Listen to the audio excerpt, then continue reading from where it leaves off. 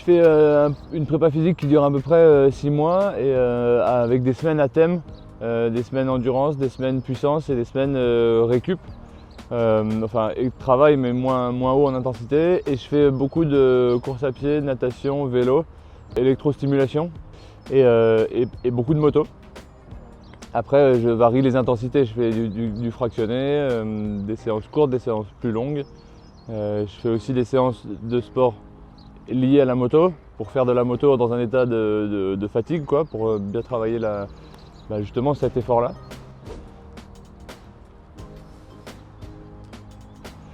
Ça représente c'est au moins 5 fois par semaine. Il y a des séances plus courtes aussi, donc c'est plutôt 6-7 séances par semaine, plus la moto. Donc c'est tous les jours, quoi. J'aime bien jusque-là sélectionner surtout les activités courtes pour gagner du temps, pour faire autre chose.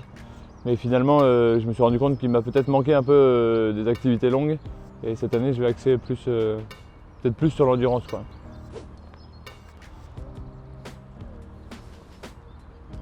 J'ai un programme avec ces semaines un peu où on travaille de manière différente pour faire des cycles et augmenter ses seuils et augmenter ses capacités. Et mon kiné me suit toutes les semaines pour voir si tout va bien et puis pour régler, ajuster les petites contractures et les petits soucis, quoi. Et je fais pas mal d'exercices spécifiques aussi chez mon kiné, en particulier pour les cervicales. Des choses qui rentrent en compte, on va très vite et la vitesse rentre on utilise des casques de cross et la visière nous tire la tête en arrière. Du coup, on doit vraiment avoir le cou super musclé pour résister à ça, parce qu'on est parfois à 180 et on fait de la moto pendant 10 heures par jour, quoi. Justement, pour éviter que la tête soit trop tirée en arrière, je retravaille la visière pour qu'elle soit plus stable et plus ajourée surtout, pour que l'air vienne s'engouffrer dessous et que ça me tire moins la tête en arrière.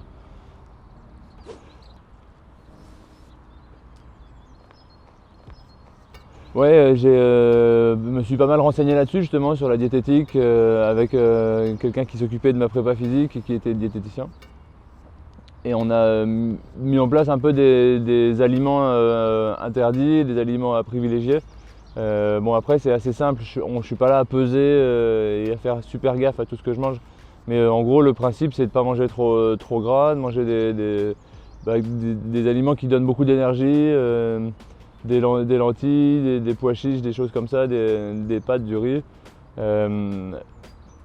Et après, pendant les courses, le problème qu'on a, c'est qu'on est dans les déserts. Les rallyes, c'est presque tout le temps dans les déserts.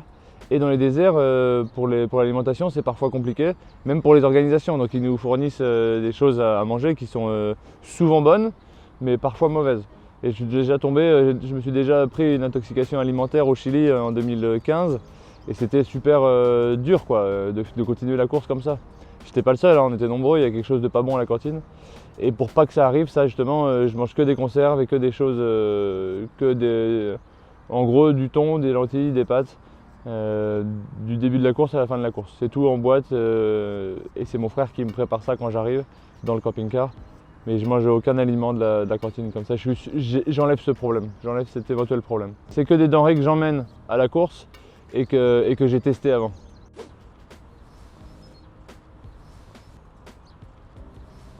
J'ai super bon appétit et je mange beaucoup. Donc je voulais pas être là à peser, aujourd'hui tu manges 2 tomates, demain rien. Mentalement c'est dur, tu te fais violence. Je voulais quelque chose qui me permettait de ne pas me faire violence, quoi. Que si je veux me resservir de pâtes, je me resserre de pâtes, c'est pas un problème. Je fais du sport tout le temps et c'est pas grave.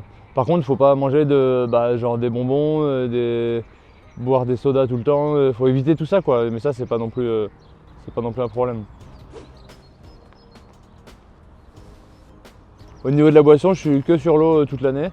Et après pendant les courses par contre, là je sors toutes les potions magiques pour être le plus optimisé possible. Donc c'est des boissons de préparation à l'effort, ça s'appelle du maltodextrine, c'est des sucres lents que tu commences à boire 72 heures avant l'effort. Après pendant la course, au Dakar c'est compliqué parce qu'on part le matin vers 4h, on arrive le soir vers 4h, donc on est 12 heures sur la moto, sans repas. Donc j'ai un camelback dans ma veste d'eau, j'ai 3 litres d'eau, ça c'est obligatoire. Et j'ai aussi un autre camelback avec 1,5 litre de boisson des repas liquides en fait. Donc ça mélangé, si je mange 200 grammes de cette boisson, enfin de cette poudre mélangée en boisson, ça équivaut à un repas complet. Donc c'est super pratique. Ça fait que je suis en permanence toute la journée en train de manger liquide quoi, mais en train de manger, en train de m'alimenter. Et le soir en arrivant, je reprends une boisson de récup pour essayer de repousser la fatigue.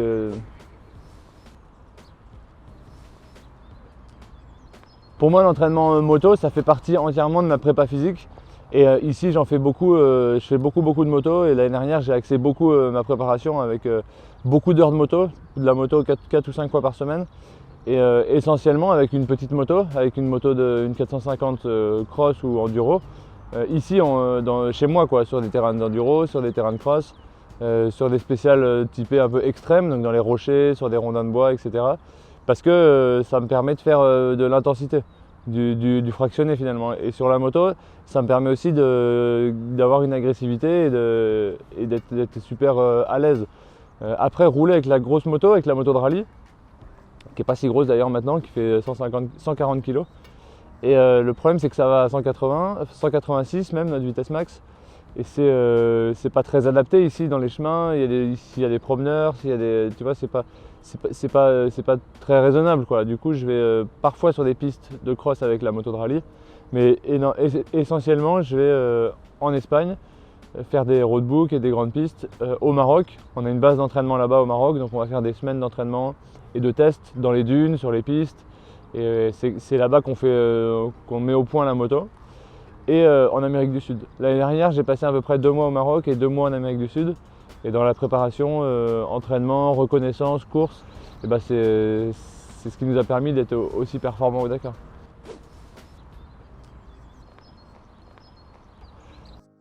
Le Maroc, c'est une zone qui est très peu peuplée, la zone où on va, là, le sud-est vers Merzouga, vers la frontière algérienne. C'est là où il y a les grosses dunes marocaines et c'est là où il n'y a pas grand monde, c'est peu habité. Donc c'est un peu inaccessible, c'est difficile d'y aller, mais une fois qu'on y est, on a tout ce qu'il faut, quoi. On a des dunes, des pistes, des lits de rivière, du sable, des cailloux, c'est super varié. Et nous, notre entraîneur, c'est Jordi Arcarons, qui est un ancien top pilote de rallye, qui a une base là-bas, à Erfoud. Le village, c'est Erfoud. Donc on est là-bas parce que c'est aussi simple, c'est plus facile que d'aller dans d'autres pays d'Afrique aujourd'hui. Après l'Amérique du Sud, on privilégie les pays dans lesquels va passer le Dakar pour essayer d'avoir un peu des infos. On a le droit d'aller en Amérique du Sud pour les reconnaissances jusqu'au 15 juin. Après, ça nous est interdit.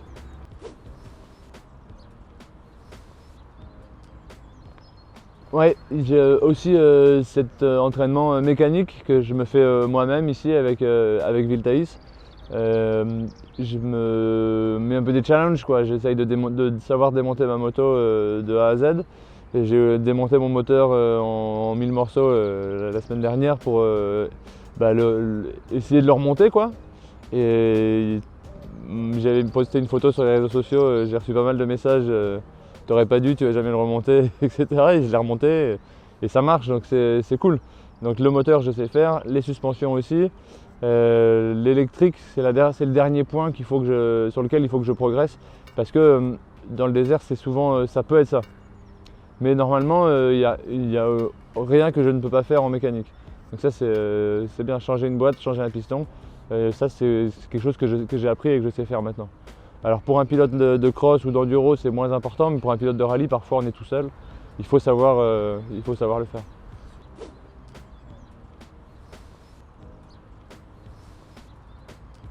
Le soir, on retrouve nos équipes avec mon mécanicien, avec les ingénieurs, avec tout le monde. Mais parfois, il y a des soirs, il y a 2 soirs pendant le Dakar où on n'a personne, on est tout seul.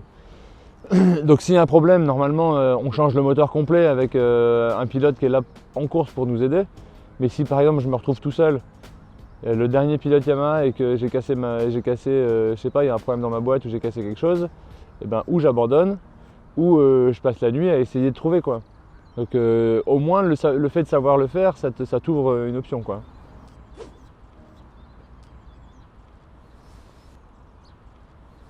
Chacun procède un peu différemment, chaque pilote a ses spécificités. Moi j'aime bien, et c'est ce qu'on a fait l'année dernière, et je vais essayer de refaire pareil, Définir une moto en début d'année, faire des tests, essayer des suspensions, des réglages moteurs, etc.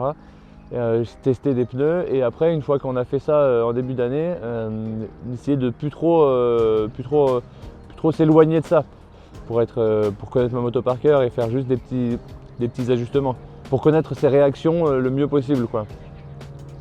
Donc là c'est la deuxième année pour moi dans l'équipe officielle. La moto, on a quand même fait beaucoup de travail l'année dernière. Elle est super bonne, je pense vraiment qu'on a une des meilleures. En tout cas, moi je n'en voudrais pas une autre. Elle est facile, elle est simple, elle est puissante. Donc maintenant, on a plus beaucoup de choses à faire cette année. C'est des petits ajustements, des toutes petites choses, quoi. Le Dakar, c'est le but de l'année, voire de la vie pour ceux qui sont à fond dedans comme moi. Tu ne prends pas le risque d'essayer quelque chose pendant la course. Pour moi, j'essaye jamais rien en course. Je peux toujours tester avant. C'est un truc tout bête, hein, mais je sais pas, un nouveau dentifrice par exemple, tu prends un nouveau dentifrice, tu peux avoir une allergie ou quelque chose qui va pas. Donc ça va jusque là, quoi. Tu testes même la brosse à dents avant de partir. Donc je suis un peu névrosé de ça, un peu maniaque, mais je veux pas laisser quelque chose au hasard et gâcher. Ça va pas durer longtemps, hein, je vais avoir 7-8 Dakar dans des bonnes conditions comme ça, dans une équipe officielle, en forme physique. Je vais avoir des opportunités de victoire, je vais en avoir une petite dizaine. Donc il faut pas les gâcher sur des choses idiots, quoi.